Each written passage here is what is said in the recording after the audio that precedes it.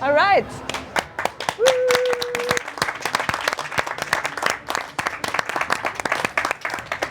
Welcome to this. Guys, another city. Yes. Just traveling the country. Thank you for coming to our Argentinian tour. For you who were in Patagonia, and for the rest of you, welcome. We're gonna talk about the Argentina Onchain residency. I'm gonna try to talk as loud as I can, and if you can't hear me, like make a little wave, and I'll try to really push it. So this is basically a new methodology for mass adoption that we experimented with in Patagonia, because we have this issue now 10 years into the space, like we haven't seen that much real world adoption. It's still quite insular and it's not that embedded into local realities. So we wanted to play with this, and we made a residency to actually try to fuck around and create something new in this space. So this is just like, there's a little adoption, there's many reasons why this is. You can read this, but my favorite points that we really targeted down on is that there's a big lack of user research in the blockchain sector. It's like we just don't ask people what they really want before we build it. We just like to build like the most exciting and most shiny thing, because it's this new design space and like it's a little bit more fun. And then the second one is that it's connected, but there's an overemphasis on novelty, apart from like real needs and making small and like tangible solutions in people's everyday lives. So, next slide, please. We wanted to see like what would happen when blockchain intentionally hits this institutional reality. And the key takeaway is that it doesn't, we lack this kind of grand utopian vision, but we do get much more resilient societies. And this is also a win in of itself. How many people here were at Argentina Onchain? Okay, amazing.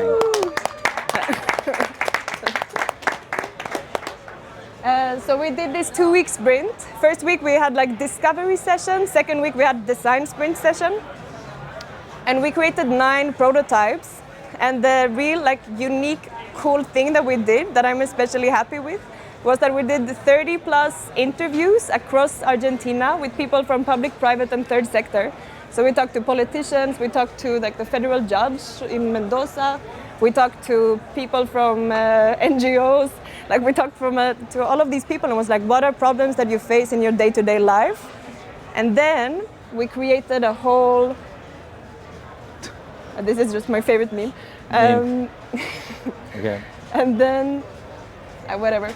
But then we took all of this research and put it through a funnel, and in the end we came up with like one question and one design brief. And this is the design brief that all of the teams that were at Argentina Onchain worked with. And these are the goals that we had. So we wanted to ground blockchain experimentation in local context. We wanted to build like this regional and global collaboration and reframe blockchain as civic infrastructure, produce the outputs, navigate the outputs, and like the funky one is that we wanted to also broaden the concept of what blockchain solutions really mean, because it's not always this like product that you can plug in. It can be a lot of, like it can come in many different shapes and forms, and all of them are still like very valid. And we did all of these. So we're really happy and very proud and super content with this methodology experiment. Like it was actually I would say, also the people that came through, you were all so talented. Like we actually exceeded what we really wanted to do. Some cute photos of us. Yeah. Again, like just we focused on the practicality and we focused on the low-hanging fruit and things that we can actually solve right now and that can get implemented soon.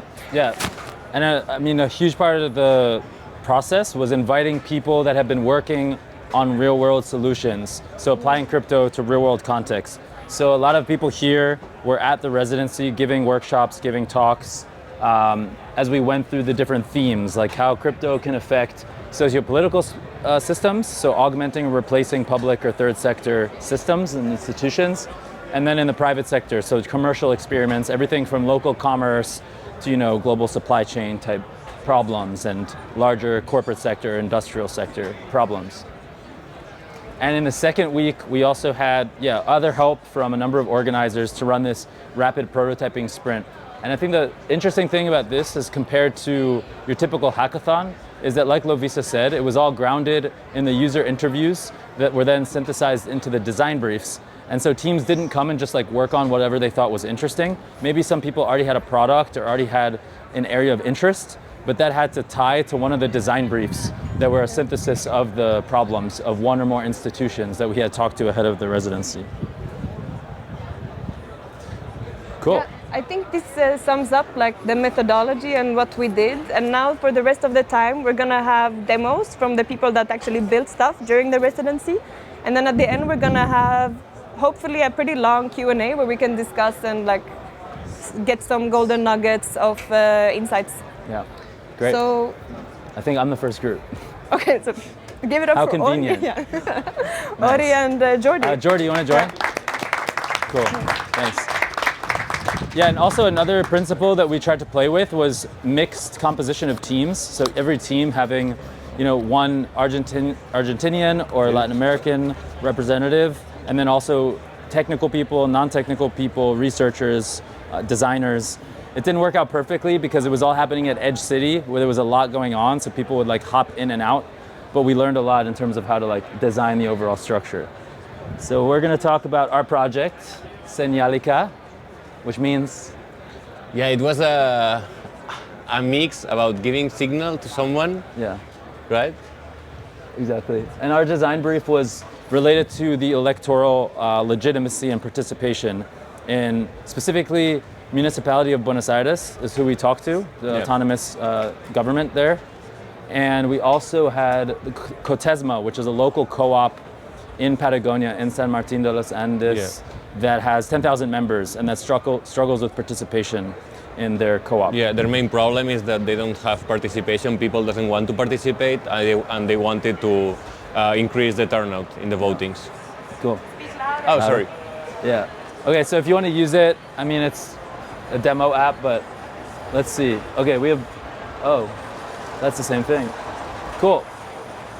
I mean, so we went through this process where we had an assumption of how to solve the problem.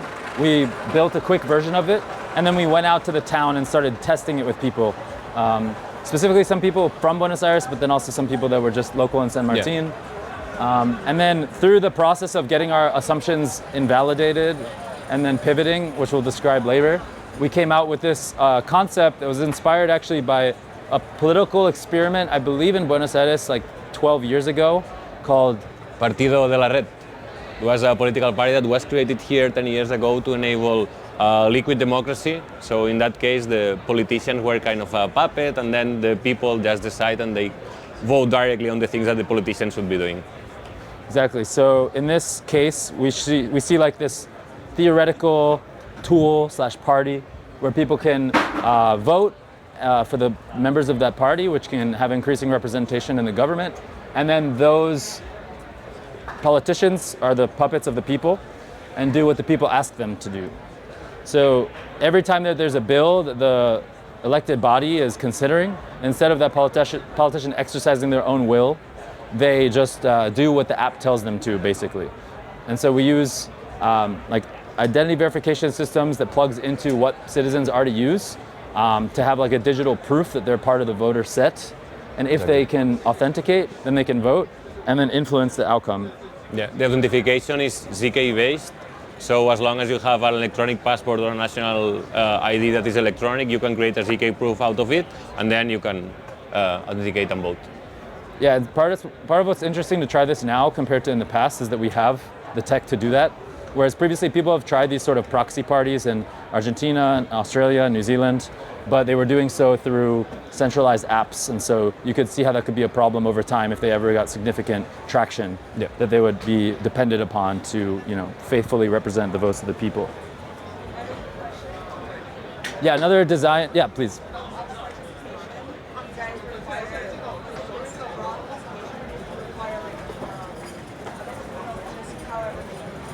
No quorum because it's however many people from because the politician needs to vote one way or the other. They could abstain, and abstain is an option for the people too. But it's a good question. Yeah, and another thing we kind of found through the user interviews was this need to have this depoliticized, non-partisan picture of the different actions that the politicians would be voting on. So in this case, I think Switzerland actually does this. We learned that through demoing afterwards. Yeah. But basically, whenever there's an issue that the elected representative is voting on, you can see the arguments for and against, and have like links out to sources that have debated and discussed the topic. So instead of just thinking of an issue in terms of party, you think of it in terms of the pluses and minuses. Yeah. And so the people can look at that and then directly vote on that, and they understand that this will be like a binding decision on what their representative needs to do in the government body. Yeah.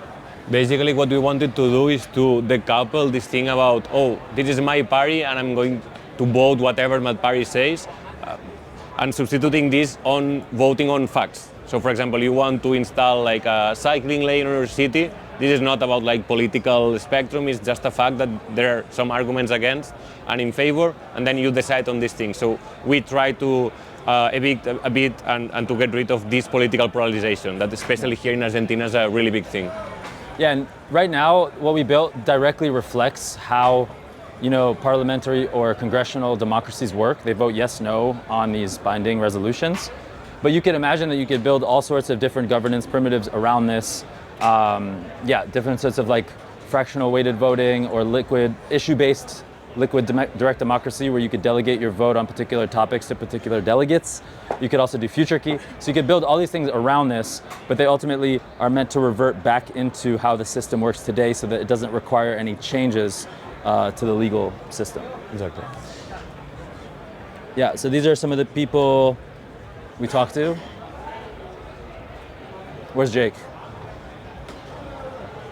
He was here a minute ago. Yeah. Yeah, we only had like half a day to user test, so in the future we would try to take more time. Any thoughts here? We learned a lot, especially on the first interview, because at the beginning we created a total different application. It was like a Tinder for agreeing on facts, based on the Polis methodology for knowing what questions should be asked and what people think and so on.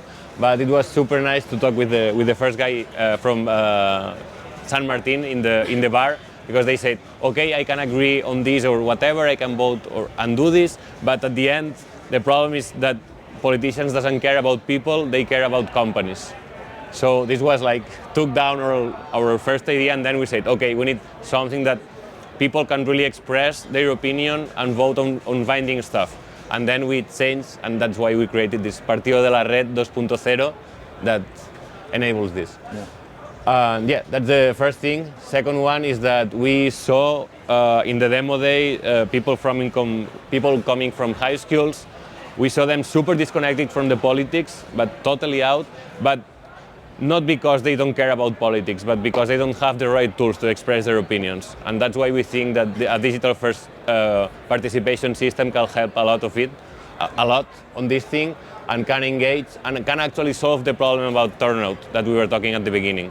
Because I mean, we have all the banks in our mobile, but we're still voting and participating like 200 years ago. So we need to fix this. And the other big inspiration for the whole project was Jordi's project, which is Devconnect, which has done a number of real-world elections for universities, municipalities, political parties. And so having extension of the experience that you guys have had in the real world into this like context of the problems that we were uncovering through the interviews. So two questions. One thing I would say is like, how exactly is it different from like using polis? And on the other side of things, like the main like caveat blocker I will see with these kinds of things is usually getting people to actually use it, getting a player to like, oh, we're going to use this platform. Yeah. I had the sad experience actually working a little bit with San City Democracy Foundation on the ground in Venezuela in a failed experiment. And it was like mainly a little bit of things, a lot of social kind of components that are in place that this technology will actually be used. And there's been X amount of experiments to make it happen. So going over the chassis and making it happen, I don't know if you had anything else, but this is going to be tested out next. For the part, I mean, I think there's a social problem on this. It's not just a technological problem. So I think we are in a point of history that it was like 10 years ago where people doesn't feel represented.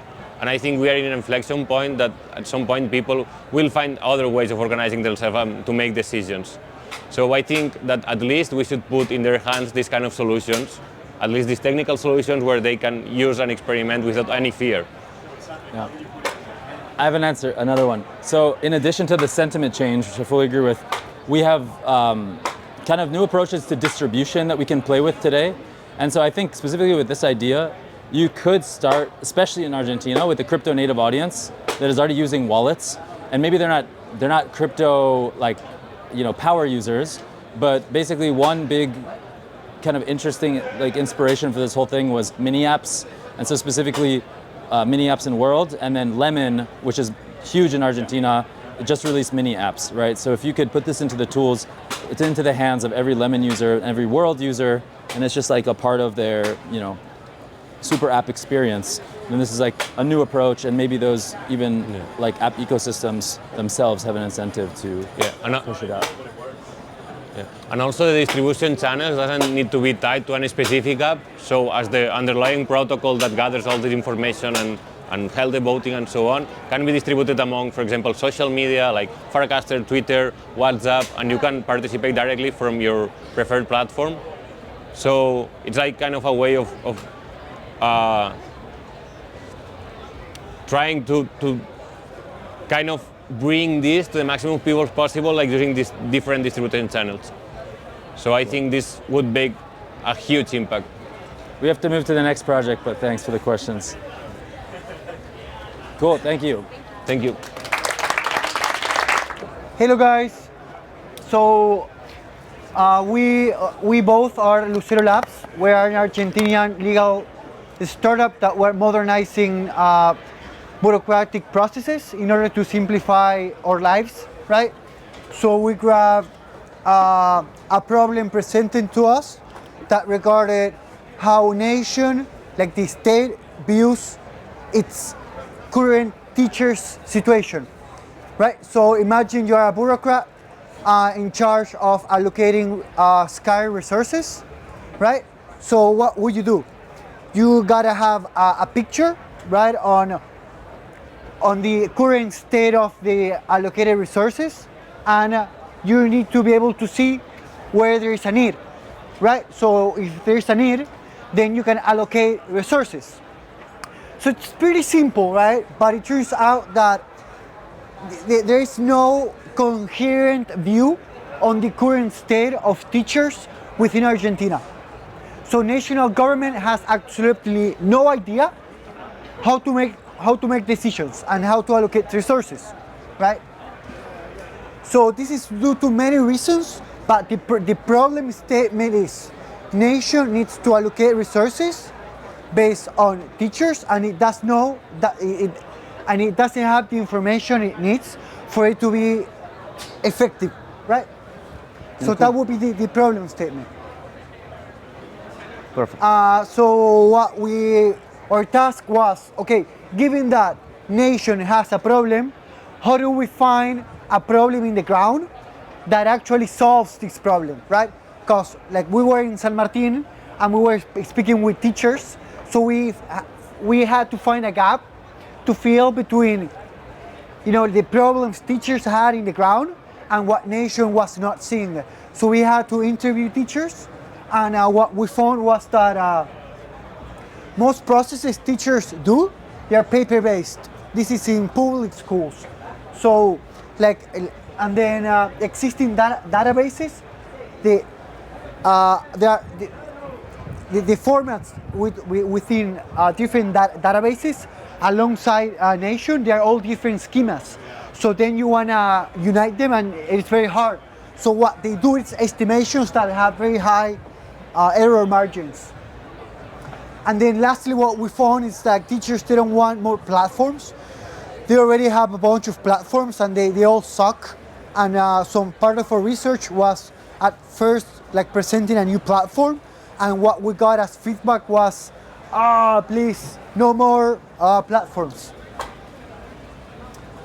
So what we built, it's a teachers first, bottom-up solution that solves an everyday problem.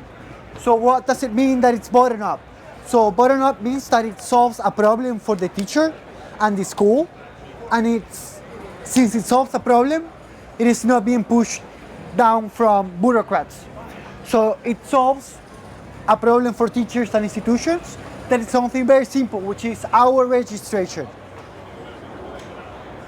Like there is no simple way in which teachers can clock in their hours, which is like, you would expect, that would be the first thing they would have. But no, they don't. And it's all paper-based, and it's prone to error, and it is very common for them not to get paid in time or get paid less than they should have. And they have no way to prove what they should be getting. So, by fixing something very simple, as a side effect, you get clean data, right?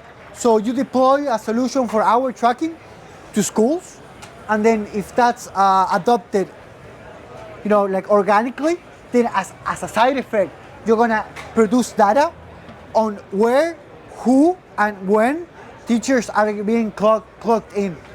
So that generates data, then that can be gathered and then utilized by bureaucrats to allocate resources in a much more efficient manner. So this is essentially what we did. It's a clocking system that as a side effect, it generates clean data.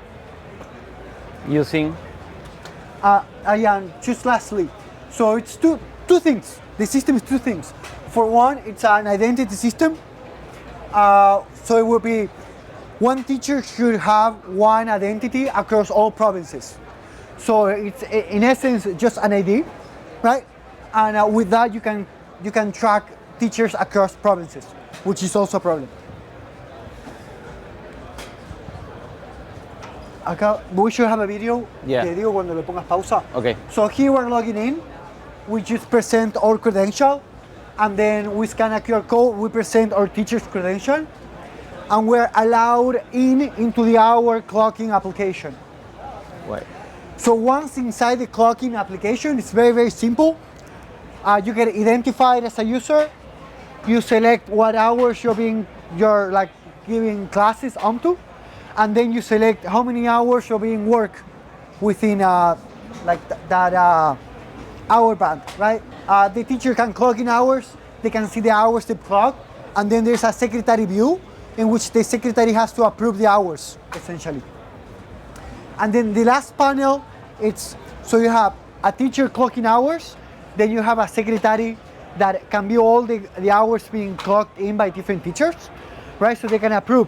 And then you have a nation view in which you would have different schools clocking in hours, and then that will get funneled into one single system, thereby creating an overview of the whole nation and what teachers are giving what classes where, and then that information can be used to better allocate resources. For example, you know that in Chaco there are a lot of PE teachers, right? But there's a lack of mathematicians. Okay, so you're gonna fund math instead of PE, for example. And then another cool thing is that based on this system, you can automate payments. So like you're gonna have either the government or like an ONG allocate funding for school teachers, and then you can like directly pay the teacher by the clocks, and then you would have no intermediaries. So that's something cool we could have added.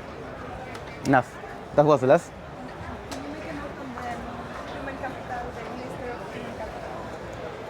The name? Like that this is already a conversation with the... Yeah. And the insights. You wanna talk about the insights? Yeah, actually, well, we talked with Maria Victoria Picchio, who is the functionary, the responsible for coordinate that kind of resource. And actually, she told us that, well, she was delighted about the opportunity and the option, and she sent the project to her superior. And well, we are expecting about news from her. And what else? We interview around 4 teachers as well. Yeah, or 5. 5 teachers, 1 secretarian of a school, and also a preceptor in the school. Well, The Neuquén reality is actually the same as in each province. They have a lot of several portals for different reasons, and they don't want more tools to help because always a solution is another portal, and it's like an endless game. They have a lot of paperwork. The distance, it's also a problem. The lack of connection is something that it's a pain that everyone has here because the long distance. Well, yeah, the bureaucracy at the end of the day, it's something that requires a lot of time, resource, and work, intermediate work, and it's like, well, something that we could solve with a tool like that, like this one. One of the conclusion is almost all of the problems that we have to face, they don't need actually blockchain to solve it. Of course, it's a really valuable tool to face it, but we, at least our country, it's we have nation and we have different 24 jurisdictions, and most of the case the problem is try to coordinate all these jurisdictions, because the advantage that we found here is nation don't have real enforcement to obligate each province to send real information and in a specific format. So provide a solution for the teacher. It's it's the way in which every jurisdiction could provide voluntarily information, real information to the nation to allocate better the budgets and to the professors. Something else? Any question? We have time for one question. Picture. Or one picture. Oh, perfect. Okay.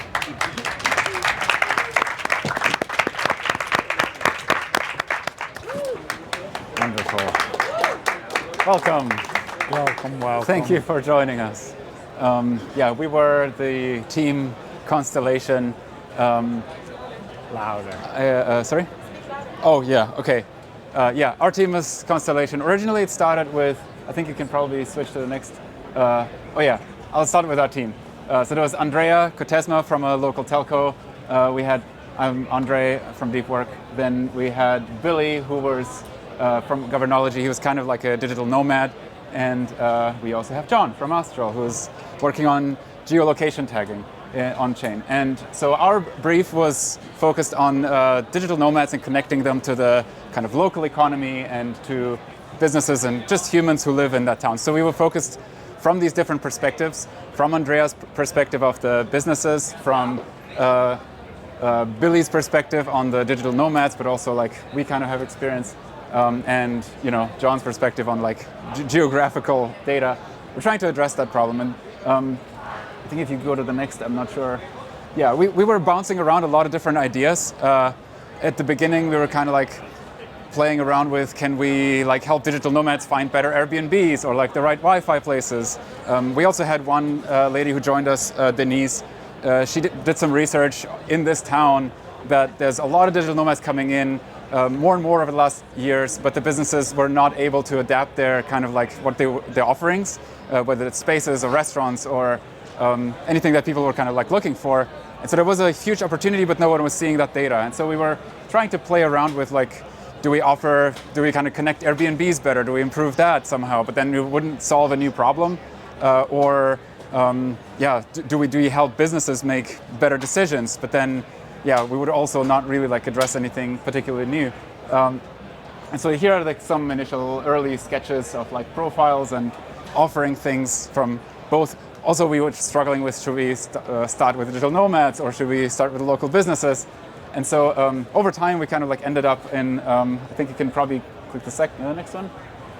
Oh yeah, okay. So over time, we actually basically went through these little loops of user testing. So and this is maybe like a good slide to mention that in regard to the process, as we went through very small loops of like just coming up with an idea, showing it to someone, didn't work, didn't make sense, refining it a little bit, show it to someone else, didn't work again, refining it a little bit, and then ultimately building up a prototype. We tested it with Lovisa, we tested it with a few other people we met on the streets, and kind of like finally landed on a just map and a representation of what people have to offer in San Martin that essentially aims to increase trust between people who don't know each other so far. So whether it's digital nomads or people who come from any different place and just want to somehow make an impact on the space, but also just have a good time, we really wanted to figure out and kind of solve a unique problem about kind of developing deeper relationships between locals and digital nomads. And so it kind of ended up like a map similar to Craigslist with some extra features. Should we do the demo? Yeah.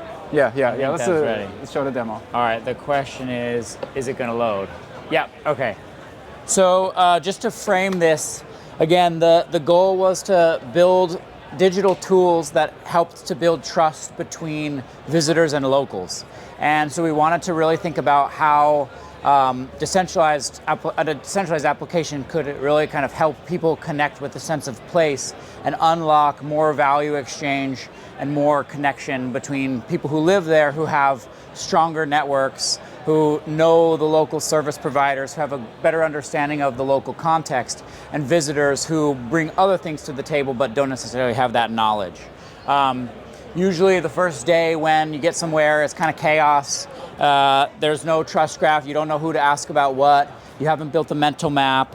And so this is kind of our attempt to build what we think of as first day infrastructure, a kind of surface over local knowledge that helps you kind of filter and surface the things that are relevant to you through this kind of familiar LLM interface, coupled with a map of location-anchored offers. The kind of core unit of the system is an offer, which is a service, amenity, or some kind of community resource that is available in that area.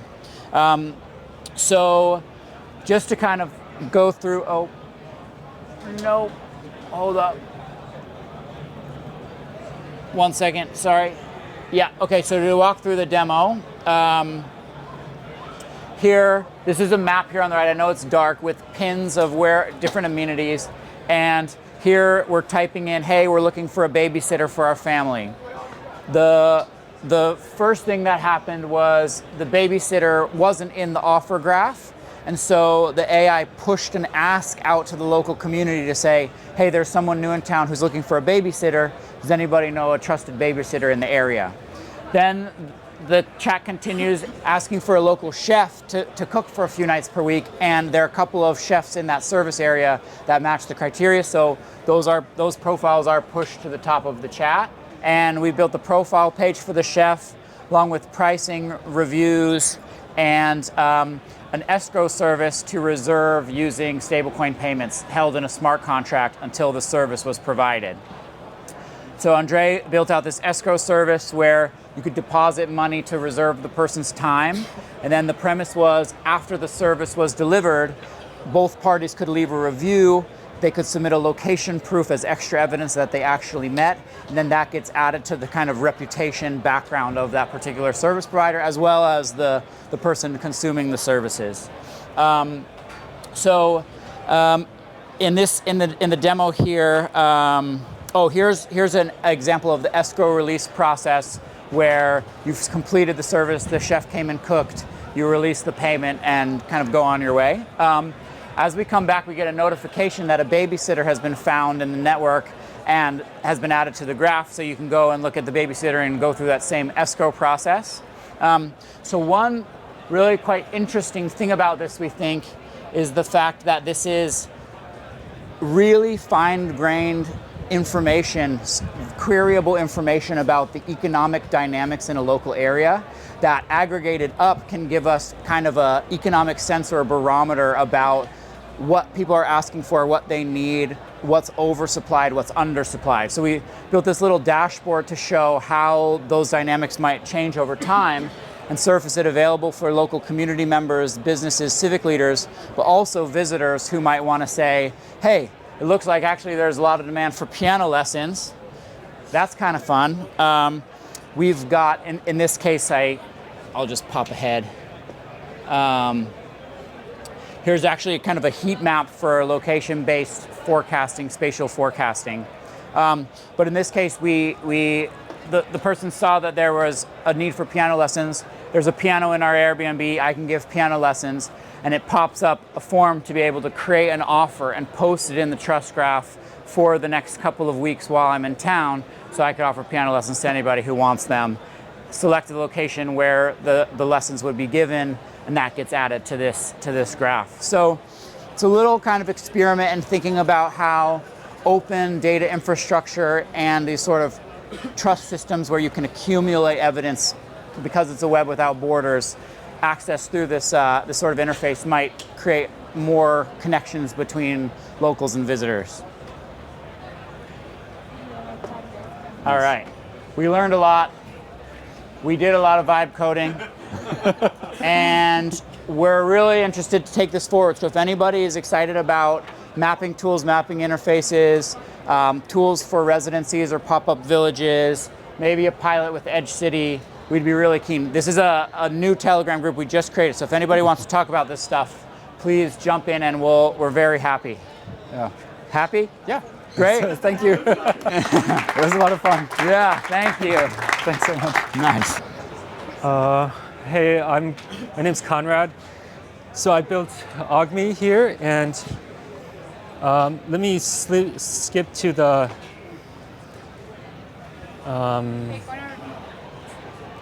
So I'm a developer since 2016. In crypto Web3 since 2021. I've been doing a lot of hackathons, worked in DeFi. And then for 1 year, I left crypto to do AI and a lot of AI hackathons in San Francisco. And here I heard about the Argentina Onchain residency, and I was inspired, called to join because it's a great opportunity to connect with, build tools and tech for local communities. As I've been a digital nomad for the past 4 years, and connecting with local communities is very inspiring. I grew up in Eastern Europe and then moved to the US, so I can see the difference between the world and local communities and global connections are very interesting and helpful for people to develop.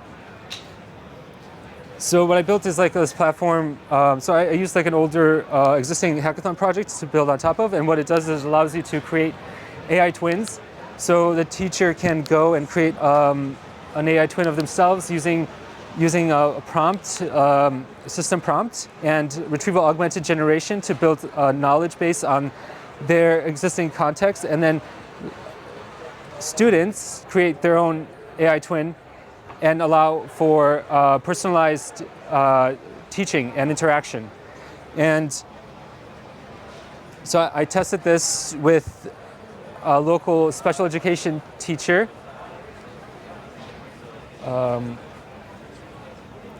What I learned was this project aligns well with DIAC philosophy.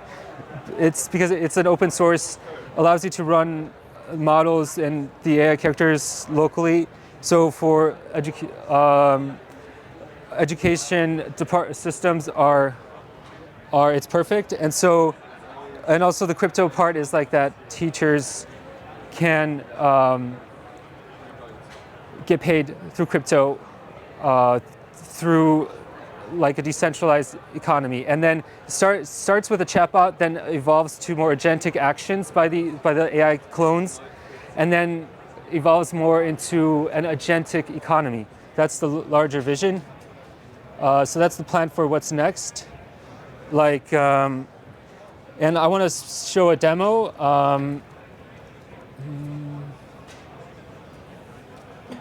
But the Wi-Fi may not be good, but you can go to augme.lol and create your AI clone there. And I also created like this AI film, AI short video that's like a 60-second presentation of this. And also in Spanish, and maybe I'll see if it loads. A village in the mountains. Students drifting toward corporate platforms. Teachers losing connection. Knowledge flowing out, never back. Then teachers took back control. With Augme, they built their own classrooms. Their AI twins taught the curriculum they designed personalized for each student, but always under their guidance. She watches as her digital self adapts to each student's pace. When they're ready, they speak directly with Feynman about momentum, with Satoshi about cryptography, but it's still her classroom, her curriculum, her values. Knowledge stopped extracting. Instead, teachers formed networks sharing lessons, improving methods, solving problems together. Not feeding corporate servers, but strengthening local communities. Students learning from the world without leaving their teachers behind. They built something different. Not education as a product, but as a commons. Every teacher, an architect. Every student connected, but never disconnected from home. Augme, open source, global knowledge, local You can do bonds. things like ask directly these AI characters, like historical or experts, like Vitalik is on here, or Satoshi. And yeah, any questions or comments? I want to add one thing, which is that the students absolutely love this. They were crazy. Yeah, there's some great photos, like seeing the parents, students, and like teenagers being like excited about this. Thank you for your attention. We're Mitch and Ed. We were not in the Argentina Onchain residency, but we were in the human tech residency. And one of the problems we wanted to solve was how we can make organizations reach decisions faster without losing accuracy. So we came up talking with Mitch with Votar, which is a secure, transparent voting scale via WhatsApp.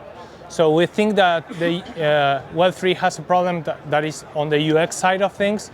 It's always difficult to go to the Web3, to use the Web3 stuff for older people or people that are non-technical. So we think that, okay. That's me, that's Ed. Yeah, we're trying to do this fast, sorry. Yeah, so I'll paraphrase this as what I really felt inspired by being at some of the Argentina Onchain events and also with our human tech residency is that there's a big willingness for governments to try out new implementations. They realize that the methods that they're using are slow, they're not very accurate, they have high costs. So what we figured is a very obvious use case for crypto is why not fix that with decentralized, unstoppable, verifiable technology. So the benefits are pretty clear. I mean, being able to participate in an election from your phone means no polling stations, no government officials, no centralized place where people have to go to cast their ballots, no places where you can be intimidated by cartels or gangs or other political parties, who knows? So the benefits are pretty clear and the costs are pretty low for implementing this type of technology. Yeah, versus the logistics that the state needs to do for casting both elections. I mean, it's also you don't need to trust a centralized system like in the current voting scheme as we have to trust the persons that are voting, are counting the votes and everything. And if some of you here are Argentinians, you know that the past election was the last one, the first one we had with a unique ballot, and before that we had different ballots for each party, and they would get lost, and some weird stuff would happen, right? So, yeah. So on the background, our application would use CK proofs in the blockchain, so it would be secure and transparent and also verifiable. Yeah, we're using Jordi's. We integrated that directly through WhatsApp interface. Yeah. And so citizens would register with organizations, And if the votes are high stake, they would need to register their national ID. If the votes are not that high stake, you would need to be on a whitelist for your organization and you would be able to cast a vote. And for institutions, it would be super simple to create a proposal, and also when the proposal voting time starts, everyone will receive a notification and you can vote from your phone. So yeah, this was the of tiers. So what we would do next, we have a small demo, but the next steps are finishing the MVP. And from the first presentation we had of this, no one seems to trust Meta end-to-end encryption to cast a vote. So we would need to find a way to obfuscate this. Encrypt the encryption. Yeah. You know? Yeah, to encrypt the encryption from Meta. So we have two possible use cases to first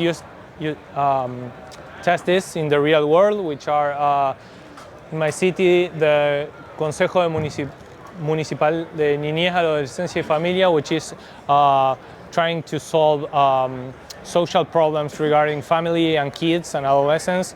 They have this problem where voting takes a long time, and they would really want to test this. And also a cooperative in San Martin, which Elias is a part of. Yeah, and now, if everything works. That's it? That's all we Can I do? have one, two questions? Okay. I can also do a live demo later if anyone wants it. It's totally working, so. Yeah. Okay, let's go for it. Okay, sure. So then here we are. This is the votar.casa. So we've got the dashboard. We've already created an institution for San Martin de los Andes. And right now we're going to make a new proposal. I've never tested this before in production, so hopefully it works. What should we call our proposal? Should we build a new hospital dedicated to kids. Eduardo? No, to kids. Okay, to kids. And Eduardo. Description, this hospital is going to be lit. I will put yes, no. Yeah. Now the trick is we want to start it because we can't vote on it until it starts. So we're going to set this to start in 1 minute. Okay. And hopefully we'll get there.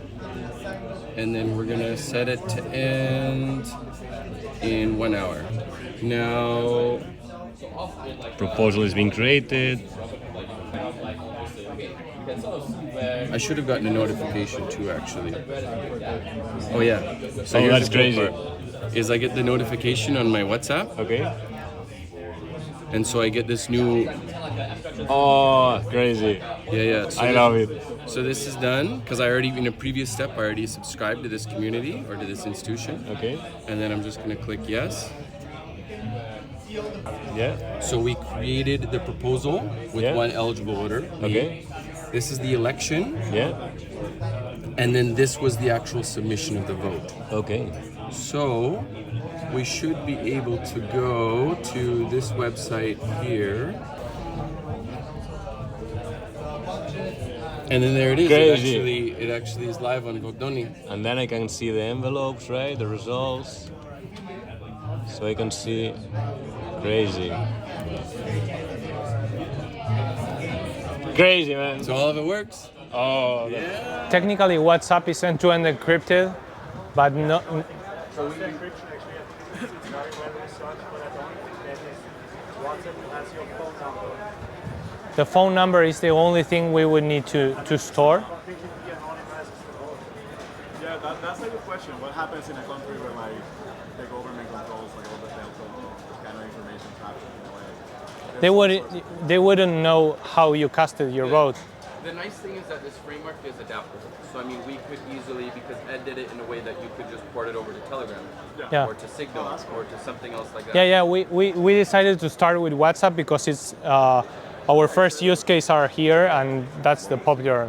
Run a parallel election because if there's no government that's going to say like, yeah, let's do it. But if you start like running parallel elections, Yeah. that would be more serious. Yeah, but that's a good way to get you to jail. Sorry. Thanks.